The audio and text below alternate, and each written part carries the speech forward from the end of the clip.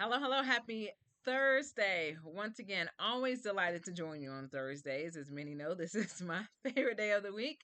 We're particularly in phase 4, which is review weekly of the SWORD inclusion system. And, earlier this week, I was iterating the importance or the premise behind the SWORD inclusion system and why it helps us adapt and create behaviors that help us on our inclusive journey. And, one thing I think is so important when we are recognizing inclusivity or we're recognizing how someone includes us is to identify inclusive people. I've had so many people who include me and who have considered my perspective, and I like to recognize those individuals. I recognize the fact that they have taken an extra effort to make sure that I feel connected, and more importantly, I also like to make sure that I do that for others.